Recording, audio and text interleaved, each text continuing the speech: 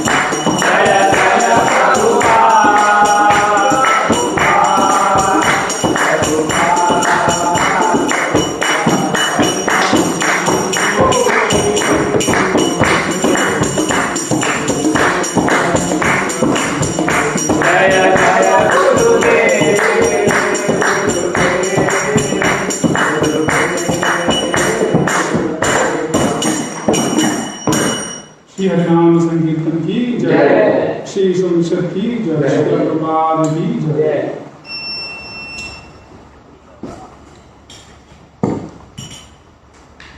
हरे कृष्ण।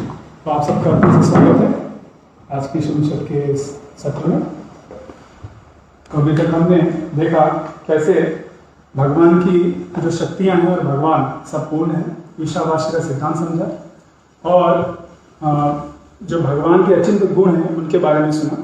अभी जो चौथा सेक्शन पढ़ रहे हैं वो है भगवान के भक्तों का जो योगदान है, उनका विजन कैसा है, उनका दृष्टिकोण कैसा है, उसके विषय में। Next slide. तो कल का थोड़ा सा रिवाइज करेंगे। सर हमने क्या क्या देखा। हमने देखा कि कनिष्ठ अधिकारी कौन है, मध्यम अधिकारी कौन है, उत्तम अधिकारी कौन है। ये 3 तरह के भक्त होते हैं, उनकी अच्छाइयाँ क्या है, उनमें क्या इम्प्रूवमेंट चाहिए वो देखा हमने। और जो असली भाईचारा, यूनिवर्सल ब्रदरहुड, वो क्या है, और कैसे हमें आचार्यों का पालन करना चाहिए। आचार्य ने जो सिद्धांत दिए श्रीमद् भागवतम और भगवद गीता में, उनको समझ के उनको अपने जीवन में पालन करना चाहिए, तभी हमारा सिद्धि प्राप्त होगा। ये जो मनुष्य शरीर मिला है उसको हम अच्छे से हम इस्तेमाल कर पाएंगे। ये हमारा सेक्शन चल रहा है मंत्र 6 से 8 महाभागवतम का विजन। नेक्स्ट 7वां श्लोक लेंगे, अपनी पुस्तकों को खोलेंगे।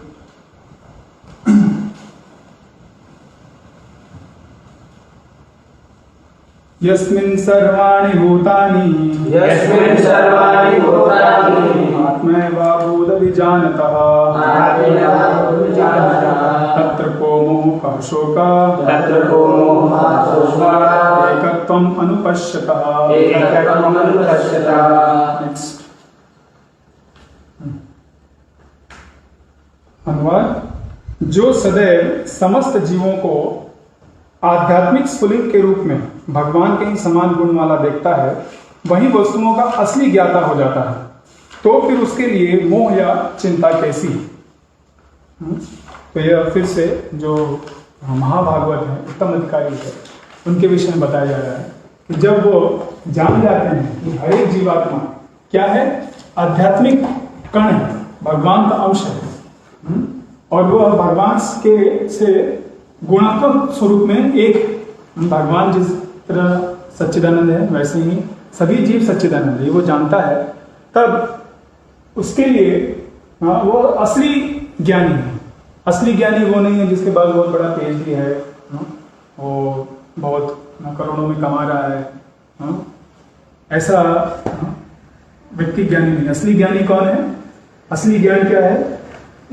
इसके द्वारा हम देख सकें कि सभी जीव भगवान के अंश हैं और वो एक हैं भगवान के साथ गुणात्मक रूप में, वो भौतिक नहीं, वो भी आध्यात्मिक है। तो ऐसे व्यक्ति के लिए कुछ भी मोह और कुछ भी शोक नहीं है। तो कई बार यहाँ पे बातचीत हो रही है कि एक रूप में देखना, सीइंग वननेस, सबको आध्यात्मिक रूप से देखना, भगवान से संबंधित देखना। तो पहले हम समझने का प्रयास करेंगे इसकी जरूरत क्या है। अगर व्यक्ति इस तरह से नहीं देखता है तो क्या असर पड़ता है। नेक्स्ट। तो संसार में आप देखिए कितने सारे विश्व युद्ध हुए, 2 विश्व युद्ध हो चुके हैं, उसके पहले अनेक युद्ध हुए, बाद में युद्ध हो रहे हैं, ठीक है। बड़े बड़े हमारे पास टैंक्स अवेलेबल हैं, बहुत ही अच्छे कमांडो ट्रेंड लोग हैं जो कि युद्ध करने के लिए कभी भी तत्पर रहते हैं। लेकिन इसका इस्तेमाल किस लिए हो रहा है? इसका इस्तेमाल एक दूसरे को क्षति पहुंचाने के लिए हो रहा है। कुछ भी युद्ध होता है तो दोनों तरफ से जो निर्दोष प्राणी हैं वो मारे जाते हैं। बच्चे हो गए, स्त्रियां हो गई, वृद्ध लोग हो गए, जिनको कि इस युद्ध से कुछ लेना देना नहीं होता, उनकी हत्या हो जाती है। पहले भी युद्ध होता था तो उस वक्त क्या होता था, सभी जो सेनाएं हैं वो कहीं दूर जाकर के युद्ध करती थी। जैसे महाभारत में जब युद्ध हुआ तो कुरुक्षेत्र में जाके युद्ध हुआ, वहां पे किसी भी जो रहने वाले, हस्तिनापुर में रहने वाले किसी व्यक्ति को मारा नहीं गया, आम नागरिक को, सिर्फ क्षत्रियों के बीच युद्ध हुआ। लेकिन आज का जब युद्ध होता है तो सबसे पहले निर्दोष प्राणियों की हत्या की जाती है। उनके ऊपर वहां बॉम्ब ब्लास्ट होगा, वहां पे कुछ आतंकवादी आके हमला करेंगे। तो इसका कारण क्या है? इसका कारण है कि हमें भिन्नता देखना।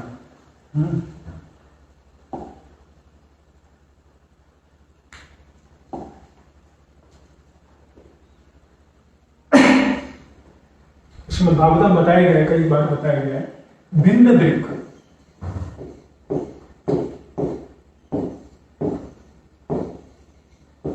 इन शब्दों को आप बहुत बार पाएंगे। या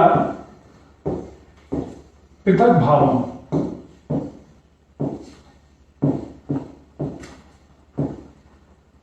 ठीक है। तो भिन्न मतलब सेपरेशन, सेपरेट देखना। कुछ भी वस्तु को, किसी भी व्यक्ति को, किसी भी जीव को भगवान से भिन्न देखना। पृथक भाव का भी वही मतलब है कि आपका जो आंतरिक चेतना है वह सेवा का भाव नहीं है, उनको दूसरी चीजों को एक्सप्लॉइट करने का, उनको भोग करने का इच्छा है। तो इस भाव के कारण ये सब समस्याएं आती हैं, जिससे कि व्यक्ति जो ये संसार है, जो यहाँ के जीव हैं, उनको एक्सप्लॉइट करने का प्रयास करता है। तो इस कारण जैसे हम देख रहे हैं यहाँ पे,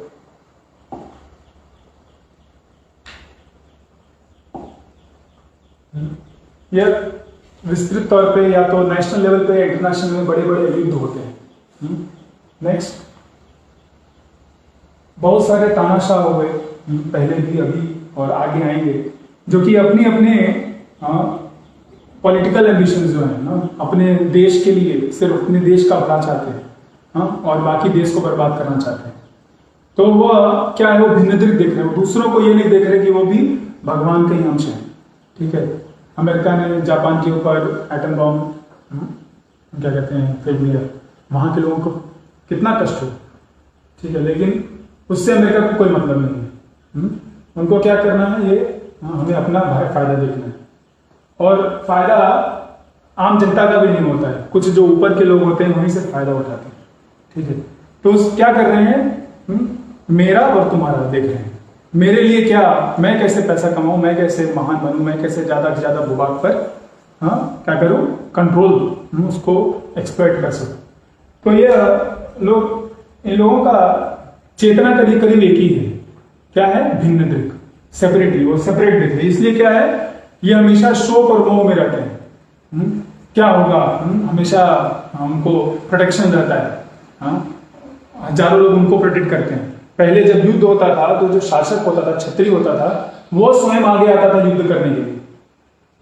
आज जो प्रेसिडेंट है या तानाशाह है, वो क्या करता है, एक बड़ा सा क्या कहते हैं अंडरग्राउंड टनल बनाता है, वहां बैठा रहता है। ठीक है, और बाकी जो जनता है वो ऊपर रहती है, उसको सब कुछ सहना पड़ता है, सारी डेंजर सहना पड़ता है, सारे के सारे खतरों को सहना पड़ता है, और जो सैनिक है वो बेचारे जाकर के अपना जान देते हैं। ठीक है, तो फायदा किसी का नहीं होता। तो ये इसका जो जड़ कहाँ है, जड़ है ये भिन्न दृक्, भगवान से उनकी सृष्टि को भिन्न देखना, उनके जो जीवात्मा है उनको भिन्न देखना, उस कारण ये सब समस्याएं आ रही हैं। ठीक है, नेक्स्ट, और सिर्फ ऐसा नहीं, मनुष्यों को भिन्न देखना, जो आम प्राणी हैं, यहाँ जैसे मुर्गियों को दिखाया गया, इनके लिए इनको रखा जाता है, इनको कत्ल खाना में रखा जाता है, और उनको जब चाहते हैं तो खाने के लिए हम काट देते हैं। गायों को काटा जा रहा है, अलग अलग जानवरों को काटा जा रहा है। हम ये नहीं देख रहे कि ये भी भगवान के ही अंश हैं। अगर कोई एक माता पिता है, उनके 4-5 बच्चे हैं, और एक बच्चा अगर अंधा है या गूंगा है, लंगड़ा है, तो ऐसा नहीं है कि वो उसको मार देंगे। कोई भी माता पिता ऐसा नहीं करेंगे। मैंने बचपन में एक कहानी पढ़ी थी कि एक बार जैसे आजकल साइक्लोन आ रहा है, बारिश होती, बहुत बाढ़ आ गई थी, तो एक घर में पति पत्नी और 2 बच्चे थे। तो एक जो बड़ी लड़की थी वो थोड़ी पागल सी थी, और वो ठीक से, उसको बहुत मतलब सपोर्ट चाहिए होता था रहने के लिए। तो जब ऐसा बाढ़ आया तो सरकार ने क्या किया, सबको वहां से जाने के लिए बोला, और जो भी कोई भी किसी का अगर एक व्यक्ति मर जा रहा था तो उसके एवज में कुछ मुआवजा दिया जा रहा था, 50,000 रुपये, 1 लाख रुपये ऐसे। तो पति ने बोला कि हम लोग बहुत गरीब है, क्या करते हैं, अपनी बड़ी बच्ची को छोड़ देते हैं, ठीक है, और हम लोग निकल चलते हैं, ठीक है। और क्या होगा बाद में, एनीवे उसको बहुत बाद में वो हमको मुआवजा मिल जाएगा और ये जो झंझट है इसको मेंटेन करने का वो नहीं रहेगा। तो माता तो शुरुआत में नहीं मानती है उसका, लेकिन वो बहुत ज़्यादा, क्योंकि पति प्रेशर दे रहा था, फोर्स कर रहा था, तो वो तो मान जाती है। तो वो लोग निकल के आ जाते हैं, उसको उधर ही घर में छोड़ करके, और काफ़ी दूर निकल आते हैं। लेकिन कुछ समय बाद जब वो पति सो जाता है तो पत्नी उठती है और वापस जाते हैं अपनी बच्ची को लेके आने के लिए, और आखिरी समय पे वो लेके आ जाते हैं। तो कोई भी जो माता पिता वो नहीं चाहेंगे कि उनकी किसी बच्चे को भी थोड़ी सी भी क्षति हो। तो ये सब जो है ये भी भगवान के पुत्र हैं, भगवान के बच्चे हैं। किस प्रकार वो नहीं देख पाएंगे कि इनके साथ ऐसा अत्याचार हो रहा है। तो इसी कारण देखेंगे आप बार बार संसार में बहुत तबाही आती है अलग अलग तरीके से। कहीं भूचाल आ जाएगा, कहीं सुनामी आ जाएगा। तो इस सब का पीछे आप देखेंगे वहाँ पे कहीं ना कहीं अत्याचार हो रहा है। जैसे गुजरात में जब भूकंप आया तो वैज्ञानिकों ने रिसर्च किया तो उसमें उनको पता चला कि जहाँ पे उस भूकंप का सेंटर था, उसके जस्ट ऊपर क्या था, एक गायों को मारने का जगह कत्लेखाना था, गायों को काटा जाता था। तो जब गायों को या किसी और जानवर को मारते हैं तो एक तरह से साइंटिस्ट का कहना है कि पेन वेव्स जनरेट होती हैं और वो धरती में जाती हैं, और वो जब एक्यूमुलेट होते हैं और वहीं वापस इस तरह से भूकंप के रूप में आते हैं। तो अगर आप जानवरों को मारेंगे तो प्रकृति क्या कर रही है, मनुष्यों को मारती है। Every action is an equal and opposite reaction, Newton का थर्ड लॉ है। तो हम कुछ भी करते हैं उसका रिएक्शन आएगा। तो इस तरह से जो हम ऐसे जानवरों को मारे तो उसका भी हमको रिएक्शन आया। क्यों? क्योंकि हमारा दृष्टि में प्रॉब्लम है, हमारा जो चेतना है उसमें प्रॉब्लम है कि हम भिन्न देख रहे हैं। इसलिए यहाँ पे ईशोपनिषद में बार बार बताया जा रहा है कि आप आध्यात्मिक रूप से देखिए, इनको सिर्फ शरीर मत देखिए, क्योंकि ये आज आपको कुछ बोल नहीं सकते, ये आपको पर प्रतिकार नहीं कर सकते आपके अत्याचार का, तो आप जो चाहे वो कर रहे हैं, तो उसका फिर आपको भुगतना भी पड़ेगा, या तो इस जन्म में या अगले जन्म में। नेक्स्ट, फिर देख रहे हैं कि हम प्रकृति के प्रति भी बहुत अत्याचार कर रहे हैं। पूरा जो धरती है उसको हम देख लेते कि भगवान की प्रकृति है ना, वो माता प्रकृति है, उनको हम एक्सप्लॉइट कर रहे हैं। जैसे पेड़ों को काट देते हैं और उससे बहुत सारी तबाही आती है। अलग अलग जो औद्योगिक फैक्ट्रियां बनाई गई हैं उनसे पूरा वातावरण क्या हो रहा है, कलुषित हो जा रहा है, पोल्यूटेड हो जा रहा है। फिर आपका ओजोन लेयर इसलिए डिप्लीट हो रहा है। पिछले साल जब लॉकडाउन लगा तो सब इंडस्ट्रीज बंद हो गए, लोग जाना आना बंद कर दिए, पोल्यूशन कम हो गया। तो 5-6 महीने में ही क्या हुआ, वो जो ओजोन लेयर कहा जा रहा था कि खत्म हो गई थी, वो पूरी ठीक हो गई। प्रकृति फिर से खुशहाल हो गई। तो ये सब चीजों के द्वारा हम क्या कर रहे हैं, प्रकृति, हम जिस इसी पृथ्वी पर रह रहे हैं उसी पृथ्वी को हम नष्ट करने का प्रयास कर रहे हैं। तो जो हमारा आने वाला जनरेशन है उसको रहने के लिए कुछ मिलेगा नहीं। तो यह क्यों हो रहा है? क्योंकि हम भिन्न पृथक भाव भिन्न देख रहे हैं। ये मिट्टी तो कुछ करेगी नहीं, ठीक है, खोदो इसको, निकालो इसमें से तेल जितना निकालना है।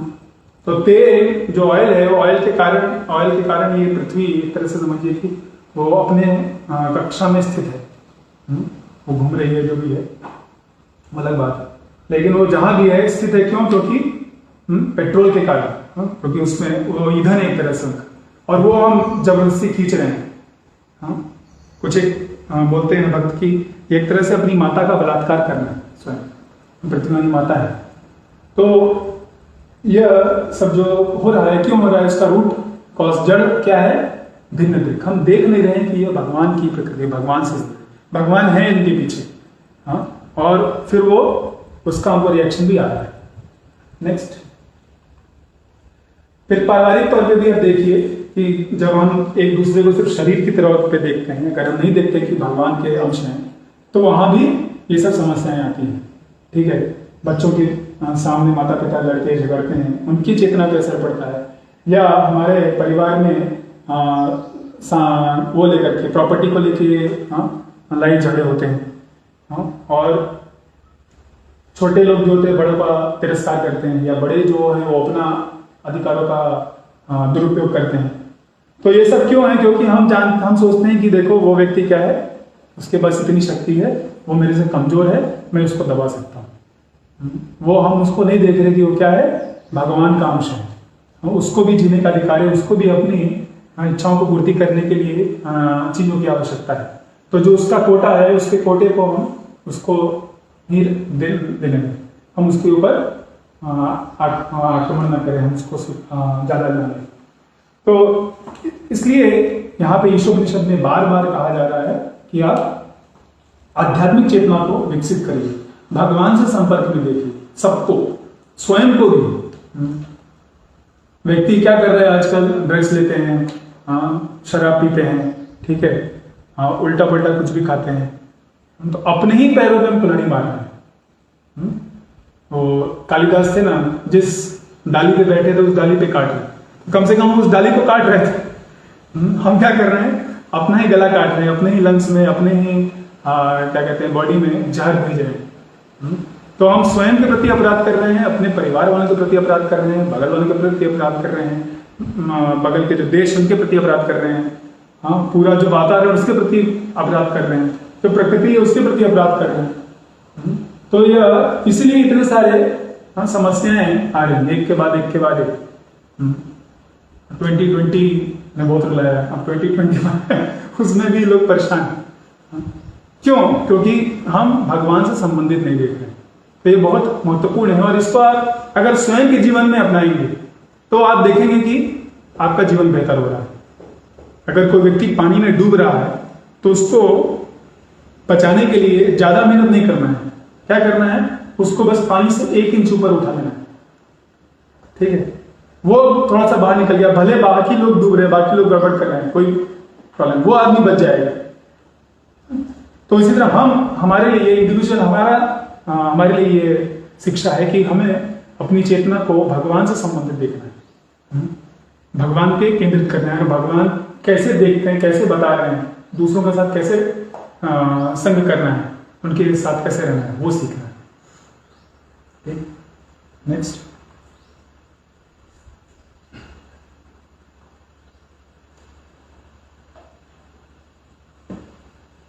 तो बहुत ही आवश्यकता है, there is urgent need to see everything and everyone in connection to the Supreme Lord। तो भगवान से संबंधित हर व्यक्ति को, हर चीज को उनके संपर्क में देखना और उस हिसाब से उनके साथ डील करना, इसका बहुत जरूरत है। ये सारा जो समस्याएं हैं पूरे विश्व में जो भी चल रही हैं, उस सब का रूट कॉज है, और हम जितना जल्दी इसको पर एक्शन लेंगे उतना हमारे लिए अच्छा है। तो यह जो विजन है, ये किसको मिलेगा? ये वही सिर्फ और सिर्फ मध्यम अधिकारी, उत्तम अधिकारी ही देख सकते हैं इस तरह से। बाकी कोई भी उनको, किसी भी जीवात्मा को इस तरह से आध्यात्मिक रूप में नहीं देख सकता। तो इसलिए हमें मध्यम अधिकारी, उत्तम अधिकारी बनना बहुत जरूरी है। सबसे पहले तो कनिष्ठ लेवल पे आना है कि हम भगवान को स्वीकार करें, भगवान के विग्रह को स्वीकार करें, और हम भक्ति की शुरुआत करें, और धीमे धीमे हम उस स्तर पे पहुंचे कि जैसे हमने कल बताया, मतलब सबसे पहले कि मध्यम अधिकारी का लेवल क्या है कि वो 4 लोगों को देखता है, भगवान, जो बाकी भक्त हैं, जो अज्ञानी लोग हैं, और जो ईर्ष्यालु लोग हैं। तो इस तरह से कम हम देखना चालू करें, और उनके साथ जो आदान प्रदान में है उसी हिसाब से करें। भगवान के प्रति प्रेम, भक्तों के साथ मैत्री, अज्ञानी व्यक्तियों को कृपा, और जो ईर्ष्यालु लोग हैं उनसे दूरी रहे, क्योंकि वो हमारी भक्ति में अभी अवरोध पैदा कर सकते हैं। हमारा उतना निष्ठा नहीं है जो कि हम उनको भी कन्वर्ट कर सकें। हम उनके साथ ज्यादा वार्तालाप करेंगे तो हमारी ही चेतना को कलुषित कर देंगे। तो इसलिए उनसे दूर रहना ही अच्छा है। तो सभी जो जीवात्मा है वो क्या है वो सब भगवान से क्वालिटेटिवली वन है, गुणात्मक रूप में वो एक है भगवान के साथ। हाँ, ये आगे हम समझाएंगे इसका मतलब क्या है। जिस तरह से जो अग्नि होता है, अग्नि से निकलने वाला जो चिंगारी है वो भी अग्नि है, वो अग्नि से अभिन्न है, उसका भी क्वालिटी, वो भी फायर का बना है, और जो अग्नि है पूरी संपूर्ण अग्नि वो भी अग्नि का बना है, आग है उसमें। अगर वो चिंगारी किसी भी कागज पे या कुछ सूखे चीज पे पड़ जाए तो जला सकता है, और बड़े ही विकराल आग के रूप में वो रूप धर सकता है। तो उसी तरह हम भी बहुत छोटे हैं। हम गीता में आपको पढ़ाया गया होगा बाल अग्र शतभागस्य, कि बाल का आगे का जो भाग है उसको आप 100 भाग कर दीजिए, फिर उसका एक भाग लेके उसको भी 100 कर दीजिए, 10,000 110,000 टिप ऑफ द हेड। ये हमारा क्या है, साइज है। आत्मा इतनी छोटी है, और भगवान क्या है, असीमित है, अनंत है, लेकिन वो भी आध्यात्मिक है, वो भी सच्चिद और आनंद के बने हैं, और हम भी सच्चिद और आनंद के बने हैं। क्या आप समझ सकते हैं इस तरह की? आप देखिए, हर व्यक्ति चाहता है कि वो जीवित रहे, क्योंकि हम सत्य के बने हैं, इटर्निटी। उस दिन मैं कह रहा था, अगर यहाँ मैं बोलूँ कि इस बैग में बॉम्ब रखा है, सब लोग भाग जाएंगे यहाँ से। कुछ भी अगर घटना घटती तो वहां से हटना चाहते हैं, हम सिक्योर, सब कुछ सिक्योर करना चाहते हैं, ठीक है ना। फायर एक्सटिंग्विशर रखते हैं या पुलिस को रखते हैं, जिससे हम जीवित रह सकें। तो ये सब फीचर है हमारा, कि हम शाश्वत हैं और हम जीवित रहना चाहते हैं। दूसरा है चित्त, ज्ञान अर्जन करना। छोटे छोटे बच्चों को भी देखेंगे तो पूछते रहेंगे, मम्मी ये क्या है, पापा ये क्या है, 100 चीज प्रश्न पूछते रहेंगे। वो आसमान में वाइट क्या है। तो बचपन से ही उनका पूछने जानने का इच्छा रहता है। सभी लोग स्कूल कॉलेज जाते हैं, किस लिए? ज्ञान का अर्जन करने, क्योंकि हमारे पास ज्ञान नहीं, हम ज्ञान चाहते हैं, ज्ञान हमारे लिए बहुत जरूरी है। और चित्त का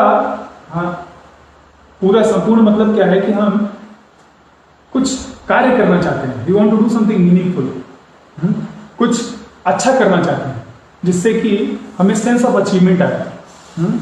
तो वो जानकारी रखते हुए ज्ञान में कॉन्शियसली हम करना चाहते हैं, चित्त का असली मतलब वो है। और फिर हम सब आनंद प्राप्त करना चाहते हैं। आगे आएगा, आनंदमय अभ्यास बताता है, वेदांत सूत्र में लिखा गया कि हम सब आनंद को प्राप्त करना चाहते हैं।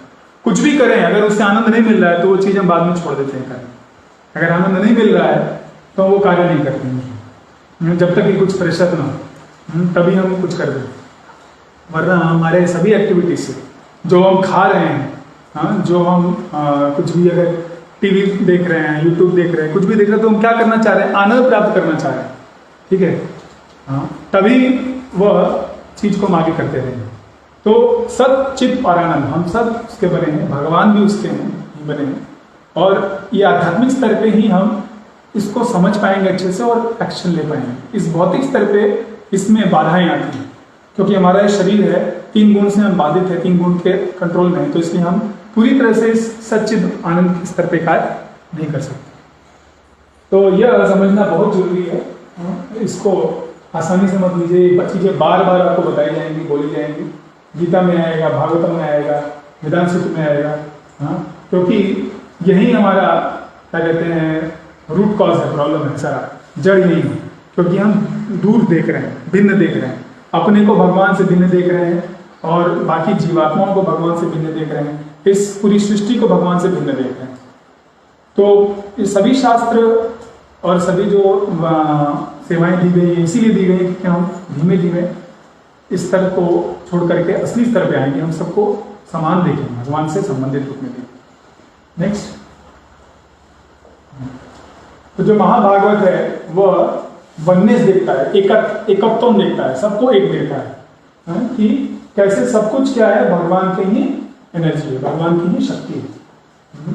तो शक्ति और शक्तिमान में there is no difference between energy and energetic, there is the sense of oneness, उसमें अंतर नहीं है। जैसे कोई अगर कहे कि एक व्यक्ति है जिसका कि एक कंपनी है, ठीक है, तो वो कंपनी उसने बनाई है, मान लीजिए टाटा यहाँ पे जमशेदपुर में उनका बड़ा फैक्ट्री, तो टाटा का फैक्ट्री है, तो टाटा ने ही वो शक्तियाँ, उनके पास जो भी कैपिटल था लगाया है और उससे उन्होंने बड़ा फैक्ट्री बनाया। तो उनके फैक्ट्री में एक तरह से अंतर नहीं है, उनका फैक्ट्री उनके द्वारा ही आया है, उनकी ही जो शक्ति है उसका क्या है, परिवर्तित रूप है, ट्रांसफॉर्मेशन है। लेकिन ये नहीं कह सकते कि वो जो फैक्ट्री है वही टाटा है। टाटा एज अ व्यक्ति अलग है, उनका एग्जिस्टेंस है सेपरेट, लेकिन जो उनका फैक्ट्री है उनसे ही उन शक्ति से क्या है। तो इस तरह से उसमें वननेस भी है और डिफरेंस भी है। तो यहाँ पे वो फायर की एनालॉजी को अच्छे से समझा रहे हैं। Although from the analytical point of view heat and light are different from fire. जो ऊष्मा निकलती है, गर्मी निकलती है, और जो लाइट निकलती है अग्नि से, वो अलग है, उससे भिन्न है। लेकिन फिर भी क्योंकि उस ऊष्मा और उस लाइट का जो स्रोत है वह अग्नि ही है, इसलिए वो एक है। There is no meaning to the word fire without heat and light. अगर कहें कि अग्नि और इससे हमें ना कुछ ऊष्मा मिल रही है ना कुछ इसमें से लाइट मिल रहा है, तो वो अग्नि नहीं है, वो कुछ और नहीं है, सूडो लाइट। तो in synthesis heat light and fire are same. तो जो उससे ऊष्मा निकल रही है, जो उससे गर्मी निकल रही है, और फायर अग्नि में कोई अंतर नहीं है। उसी तरह हम भगवान के अंश जो है, अणु, यह पृथ्वी, सृष्टि और भगवान, ये तीनों के तीनों क्या है, एक ही है एक तरह से। पृथ्वी, ये जो सृष्टि एक तरह से जड़ ब्रह्मन है, वो अनकॉन्शियस है, लेकिन वो भी ब्रह्मन का बना है। हम भी ब्रह्मन है, भगवान के अंश हैं, और भगवान जो है परब्रह्म है।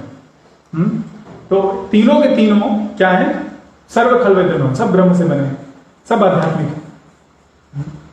तो यह जानने से क्या होगा, हम उसके साथ प्रॉपरली डील कर पाएंगे, वरना हम क्या करेंगे, एक्सप्लॉइट करने का कोशिश करेंगे। जिसको, जो हमसे कमजोर है उसको दबाएंगे, जो हमसे बड़ा है उससे डरेंगे। नेक्स्ट। तो प्रभुपाद जी एक उदाहरण देते हैं ये समझने के लिए, कैसे जो महाभागवत है वो कैसे अपने जीवन में पालन करता है। देखिए, ज्ञान जानना एक चीज होता है, अपने जीवन में पालन करना दूसरा होता है। गीता में भी आप देखिए, सबसे पहले भगवान दूसरे जो चैप्टर है उसमें खूब ज्ञान देते हैं।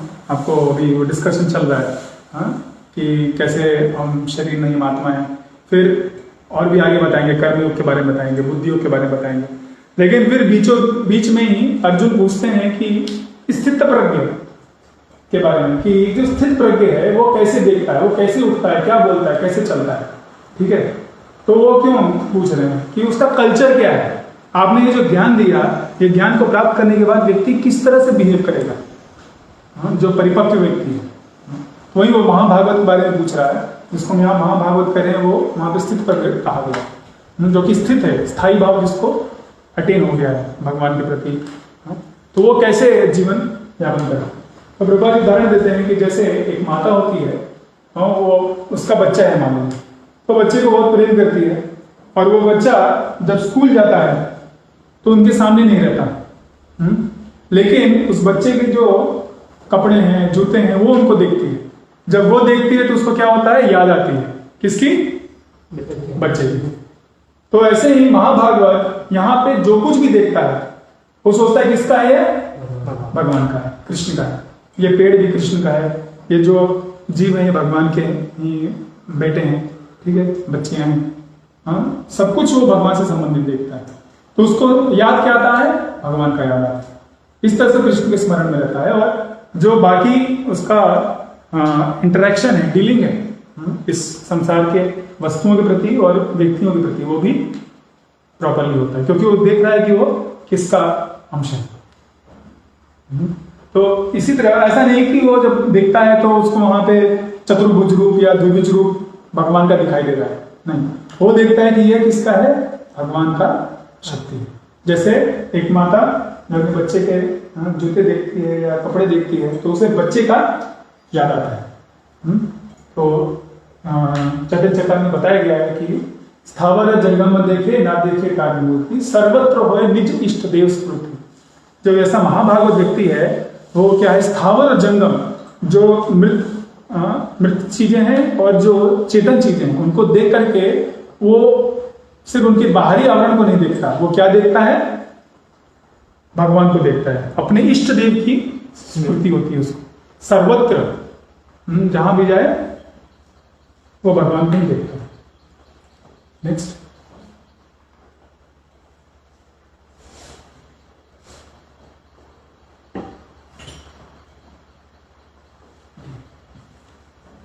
फिर इसमें इस परपोर्ट में प्रभुपाद जी बहुत बहुत बार इस शब्द को बार बार समझा रहे हैं, एकत्वम अनुपश्यता। ये जो शब्द है इसके ऊपर बहुत कॉन्सेंट्रेट करते हैं।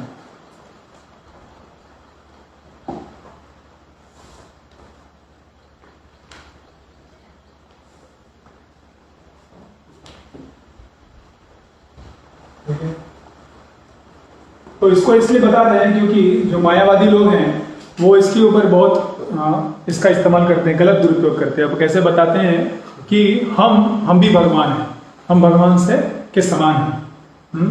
मैं I am God, you are God, everybody is God. तो जो भौतिकवादी व्यक्ति होते हैं उनके लिए सब कुछ डेड मैटर है, सब डेड मैटर है, सब क्या है, जड़ प्रकृति है, और भगवान का कोई एग्जिस्टेंस नहीं। वो सब कुछ देखते हैं कि हमारे उसके लिए है, भोग के लिए। और मायावादी लोग क्या है, वो सब कुछ भगवान ही देखते हैं, सब भगवान है, सिर्फ भगवान को छोड़ के बाकी सबको भगवान मानते हैं। ठीक है, भगवान को सोचते कि मैं ही हूँ।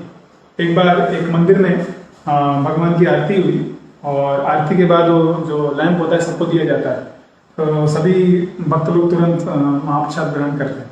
तो एक सन्यासी जी थे, उनको दिया गया, तो बोलते हैं तुमने मेरे को पहले अर्पण कर दिया है मुझे ऑलरेडी मेरे को ऑफर हो गया है, तो मुझे लेने की जरूरत नहीं है तो बोलते मैं ही हूँ, जो अंदर खड़ा है वो मैं ही हूँ, तो उसको तुमने अर्पण कर दिया तो मुझे इसकी जरूरत नहीं है। तो इस शब्द का वो बहुत इस्तेमाल करते हैं, सब कुछ देखना है, एकत्व, हम सब एक है, हम एक हैं, तुम हो एक हो, सब एक है। तो यह असली में क्या है इसको समझना बहुत जरूरी है। तो यहाँ पे बता रहे प्रभुपाद जी कि one should see the unity of all living entities from the view point of revealed scriptures. सारे के सारे जो जीव देखें, अन्य सारे जीव हैं, हिरन है, बाघ है, शेर है, हाथी है, ऊंट है, जिराफ है, तो ये सब जो पक्षियां हैं, इन सब को, और ये सारे जो पेड़ पौधे हैं, इन सब को क्या देखना है, रिवील्ड स्क्रिप्चर, जो ये शास्त्र हैं, साक्षात्कार किए गए हैं, शास्त्रों के अनुसार आप देखिए। कैसे देखना है कि ये भगवान के अंश हैं, भगवान की प्रकृति है, भगवान की प्रसन्नता के लिए बने हैं। ये हमारी प्रसन्नता के लिए नहीं है, ये हमारी प्रसन्नता के लिए नहीं है, ये भगवान की प्रसन्नता के लिए। अब ये बात बाकी जीव हो सकता है न जाने, लेकिन कम से कम मनुष्य को यह समझना बहुत आवश्यक है। नेक्स्ट, ओके,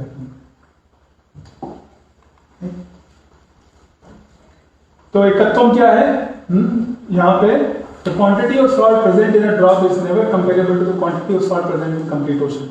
तो ये जो पूरा समुद्र है, कितना विशाल समुद्र है, वो पूरा खारा है ना, उसमें सॉल्ट ही सॉल्ट है। तो इसमें जितना नमक है वो इस बूंद में, जो उसका एक बूंद लेंगे आप, उसमें उससे कहीं कहीं गुना ज्यादा है। तो वैसे ही भगवान जो है वो कई गुना ज्यादा है, is unlimitedly greater than all of us, हम सब से।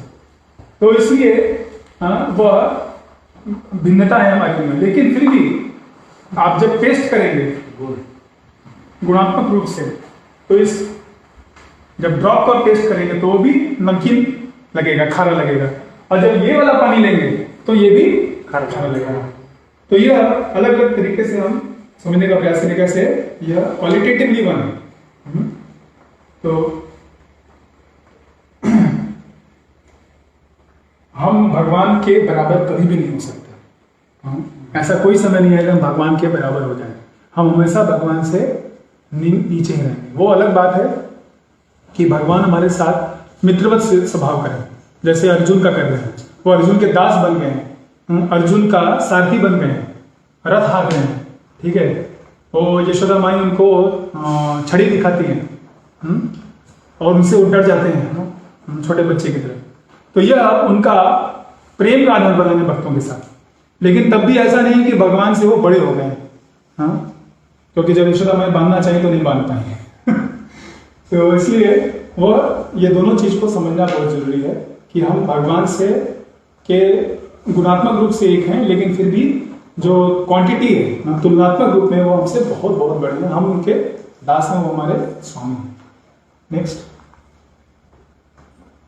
No living being, not even the powerful demigods can surpass the supreme being in any respect. तो बड़े बड़े जो देवता होते हैं, शिव जी, ब्रह्मा जी, इंद्र, चंद्र, वायु, सब के सब क्या है, वो भी कभी भगवान के बराबर नहीं हो सकता। हाँ, इसलिए एकत्वम का मतलब ये नहीं है कि जीव हर एक रिस्पेक्ट में भगवान के बराबर हो जाए। तो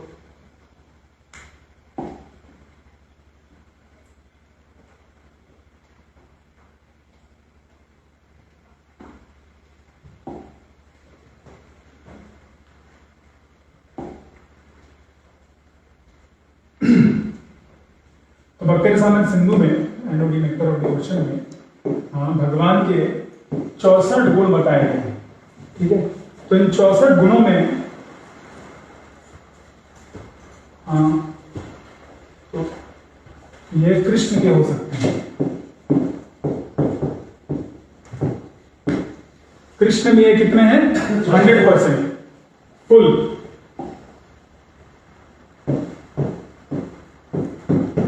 ठीक है, सारे के सारे 64 कृष्ण होते हैं। फिर जो भगवान विष्णु है उसमें उनके में ये 60 गुण दिखाई देते हैं सभी 64, लेकिन प्रदर्शित से 60 करते हैं। तो ये कितना परसेंटेज हुआ? कैलकुलेट करिए। 60 का आउट ऑफ 60 कर रहे हैं। और जो जीव है उसमें 50 तक आ सकते हैं। जीवन 50। हाँ, जीवन 50 कितना? शिव जी में शिव नहीं, शिव की बात नहीं कर रहे हम। विष्णु का कितना परसेंटेज हुआ? 60/64। कितना हुआ? 60/64।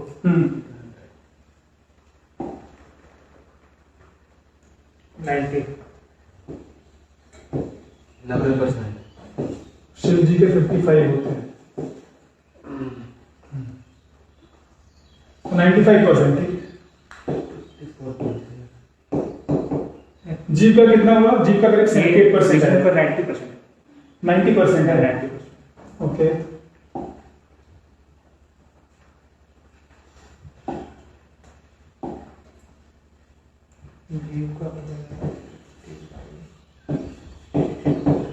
जीव का मोस्टली 78% है।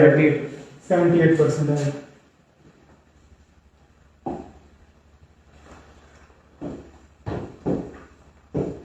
इसको प्रभुपाद जी बोलते हैं ऑलमोस्ट 80% इस पर्पल में। तो जीव के करीब 80% जो है गुण भगवान के 80% गुण हो सकते हैं, लेकिन वो भी क्या है? बहुत ही कम मात्रा में।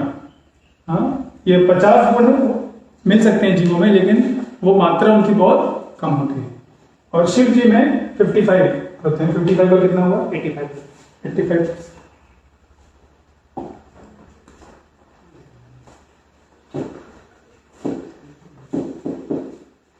ठीक है, तो इस तरह आप देख सकते हैं कि कोई भी ना जो कृष्ण है, कृष्ण स्वयं भगवान के बराबर नहीं हो सकता है।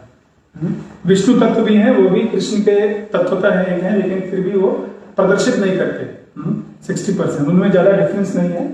लेकिन बाकी जो है जीव और शिव जी और बाकी जो डेमिगॉड्स है, वो बाकी जो देवता है वो भी जीव ही है। तो इस तरह से कभी भी वो भगवान के बराबर नहीं हो सकते। शिव जी भी जीव नहीं, शिव जी जीव नहीं है। शिव जी का अलग ही तत्व है। शिव जी का शंभु तत्व है। ब्रह्मा जी भी आते हैं जीव में। ब्रह्मा जी जीव है। ब्रह्मा जी यूजली जीव होते हैं। तो उसमें उनका भी 55 आएगा। नहीं, उनका 50%, उनका 50, उनके 50, वो जीव है ना, तो 50 तक उनके पास क्वालिटीज होते हैं।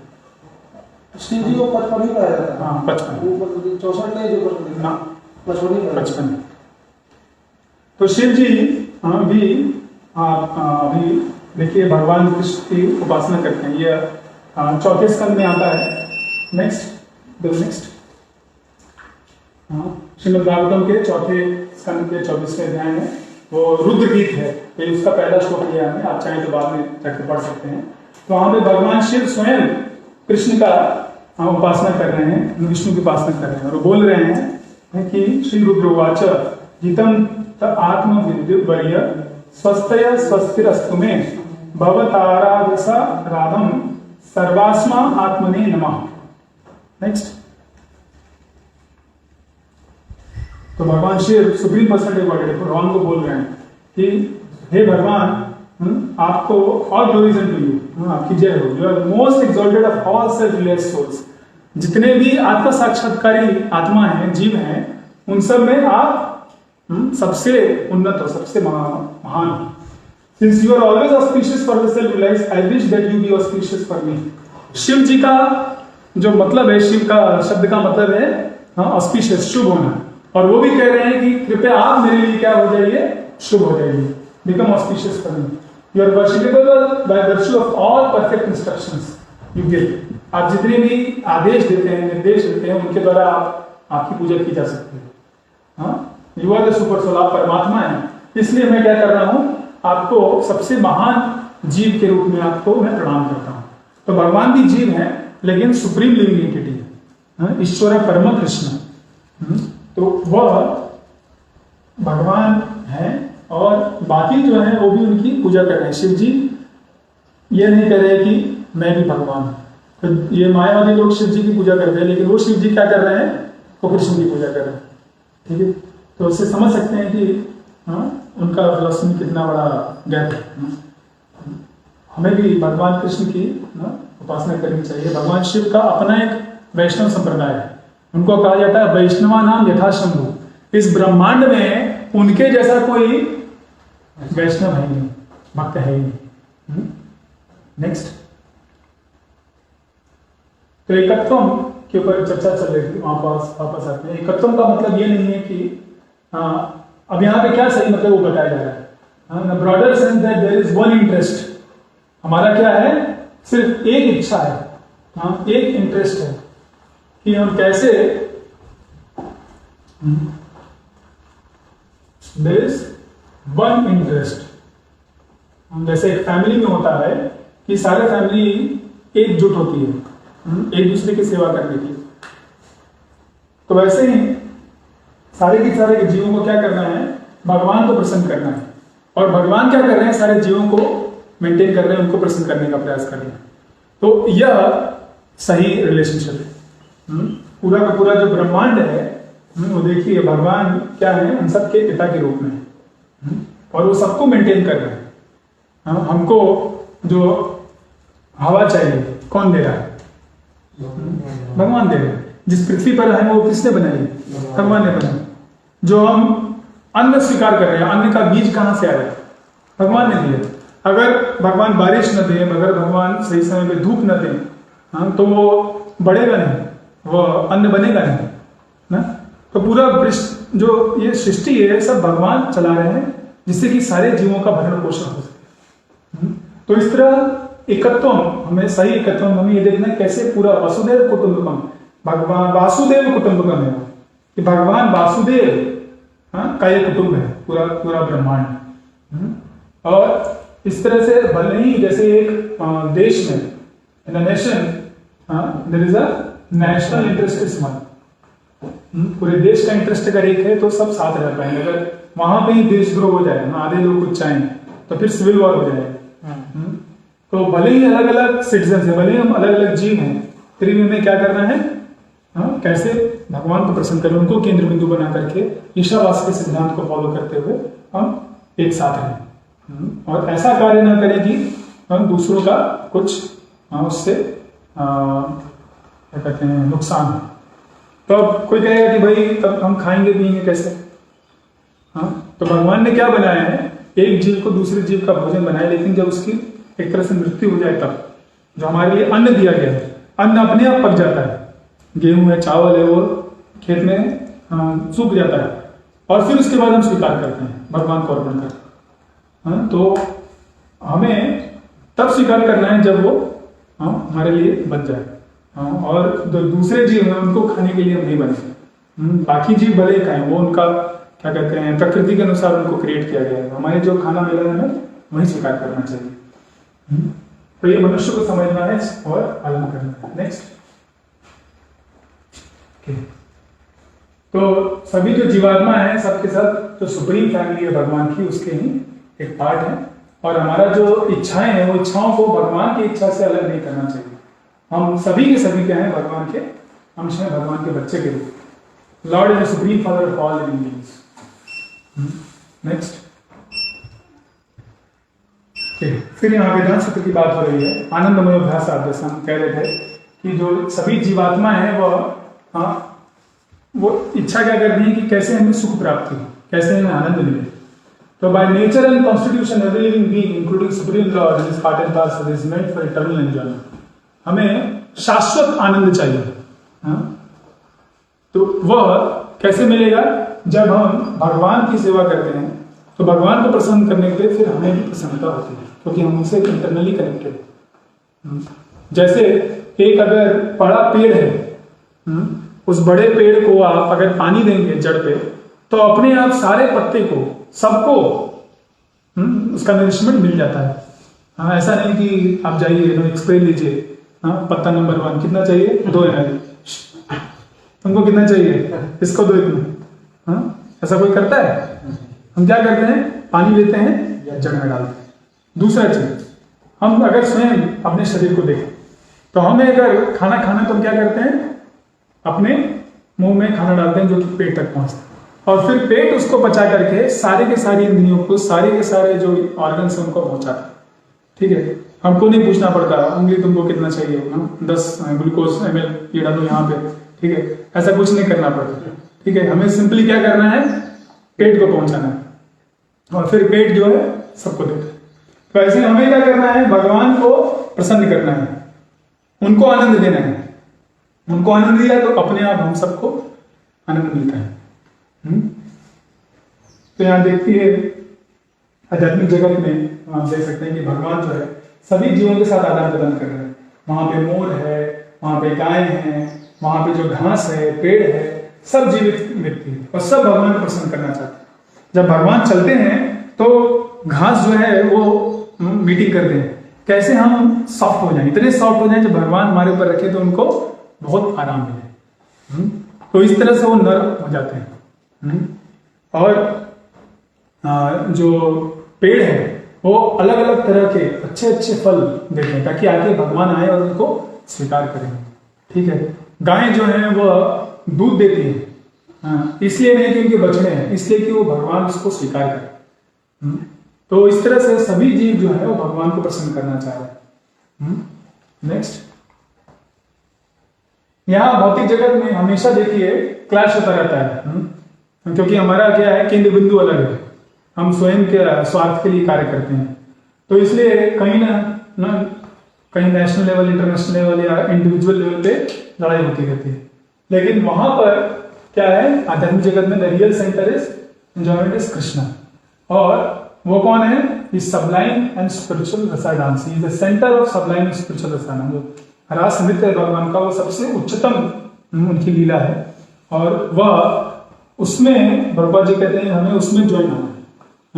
तब उस भगवान की सेवा में जब हम ज्वाइन होंगे तब हमें आनंदमय रस को प्राप्त कर पाएंगे। यहाँ देखिए भगवान कृष्ण को सजा रहे, यशोदा माई सजा रही हैं, बलराम जी भी सजा रहे हैं, बाकी जो उनके ग्वाल बाल हैं वो भी उनको सजाते हैं।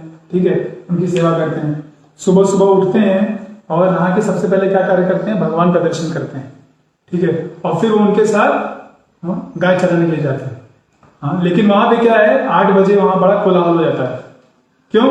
क्योंकि यशोदा माई बोलते हैं कि ये कृष्ण नहीं जाएगा, ये बलराम जा सकते हैं, दूसरे बड़े लोग जा सकते हैं, हाँ, लेकिन ये नहीं जाएगा, इसके जाने की क्या जरूरत है? हाँ, ही शुडंट। तो फिर बच्चे लोग परेशान नहीं दे रहे, अगर नहीं गए भगवान तो फिर वो खेलेंगे कैसे, कूदेंगे कैसे? ठीक है, अलग अलग उनको वहां हर रोज एक नया गेम खेलते हैं। यहाँ जिस जगत में खेलकूद बहुत ज्यादा आनंद देता है ना, क्रिकेट हो गया, ये सब वहां पे भगवान एक दिन खेले, क्रिकेट एक दिन खेलते हैं। ठीक है, वहां हर रोज एक नया गेम इन्वेंट करते हैं। तो वो परेशान हो जाते हैं, गायें परेशान होती है कि भाई क्या होगा अगर भगवान नहीं जाएंगे तो फिर हम चलेंगे, उनके साथ आदान प्रदान कैसे होगा? तो भगवान कृष्ण क्या करते हैं, वो यशोदा माई को बोलते हैं चिंता मत करो, मैं आऊंगा, ठीक है, शाम को आऊंगा, और तुम क्या करो, बहुत अच्छा अच्छा खाना बनाओ मेरे लिए, ठीक है, और वो बना के रखो, मैं बस यूं गए और यूं आए। तो क्योंकि कृष्ण जाते हैं, कृष्ण तो यशोदा माई उनको जाने देते, ठीक है, और भगवान जाते हैं अपना भक्तों के साथ लीला करते हैं, आनंद का आस्वादन करते हैं। तो वहां होड़ा होड़ी है ना, कॉम्पिटिशन है, भगवान भक्तों को सेवा करना चाहते हैं और भक्त भगवान की सेवा करना चाहते हैं। तो वह जो आनंद है वह इस भौतिक संसार में हम उसको देखना बहुत मुश्किल है। उसका एक्सपीरियंस हम जस्ट ये जो शास्त्रों में दिया है, उनकी लीलाएं जो उनको सुन करके, उनके भक्तों के जब भक्त उनके आते हैं, भगवान यहाँ आते हैं, उनकी लीला को देख करके ही हम समझ पाते हैं। तो इसलिए भगवान उस ब्रह्मांड से, आध्यात्मिक ब्रह्मांड से भौतिक ब्रह्मांड में आते हैं और अपनी लीला को दिखाते हैं। हम लीला कोयले सुविस्तार से वैष्णव गीत में बताया जाता है। तो तब हमें कुछ ना होता है, भाई ये एक जगह है जहाँ हम जा सकते हैं। क्योंकि आप देखिए हर व्यक्ति रस को ढूंढता है अलग अलग तरीके से। वो विवाह करता है, अपने माता पिता की सेवा करता है, बच्चों की सेवा करता है, या किसी बॉस की सेवा करता है। उससे क्या है, वो रस की प्राप्ति करना चाह रहा है, उसको जो आवश्यकता है उनकी प्राप्ति करना चाह रहा है। लेकिन एक न एक दिन वो जाकर के स्टॉप हो जाता है, उसकी पूर्ति नहीं होती। क्यों? क्योंकि वो एक्चुअली किसमें नहीं, कृष्ण में। अखिल रसामृत मूर्ति सवै रसो वही सब रस के मूर्तिमान स्वरूप है वो। तो इसलिए हमें भगवान को सेवा करने का भाव विकसित करना है और उनके संबंध में सबको देखते हुए, सारे जीवात्माओं को, इस पृथ्वी को देखते हुए भी सेवा करना है। तो ऐसा नहीं सिर्फ मैं और मेरे भगवान, ऐसा नहीं होगा। भगवान चाहते हैं कि आप सभी को आदर सत्कार देते हुए उनके साथ संबंध बनाए। नेक्स्ट, तो सुप्रीम आत्मा परमात्मा alone maintains all the individual humanity. So जितनी भी आत्माएं हैं सबको कौन भरण पोषण कर रहे हैं? भगवान कृष्ण स्वयं भरण पोषण कर रहे हैं। जैसे यहाँ देखिए, माता यशोदा कृष्ण का भरण पोषण कर रही है, तो वैसे ही कृष्ण पूरे ब्रह्मांड का भरण पोषण कर रहे हैं।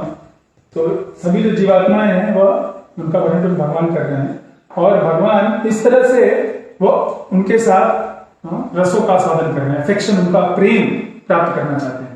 भगवान को हमारे खाने, हमारे रोटी और पूड़ी की इनकी आवश्यकता नहीं है। वो चाहते हैं कि हम उनसे प्रेम करें, प्रेम के भूखे हैं, तो वह प्रेम चाहते हैं। तो जिस प्रकार एक पिता अपने आप को मेहनत करके अपने बच्चों को मेंटेन करता है जिससे कि उसको प्रेम मिले, तो वैसे ही भगवान भी चाहते हैं वो प्रेम का आदान प्रदान। और भगवान चाहें तो आप उनसे बड़े भी बन सकते हैं। यहाँ पे देखिए माता का स्थान उनसे बड़ा है, माँ उनको खिला रही है, नहला रही है, जरूरत पड़े पे डांट रही है, ठीक है।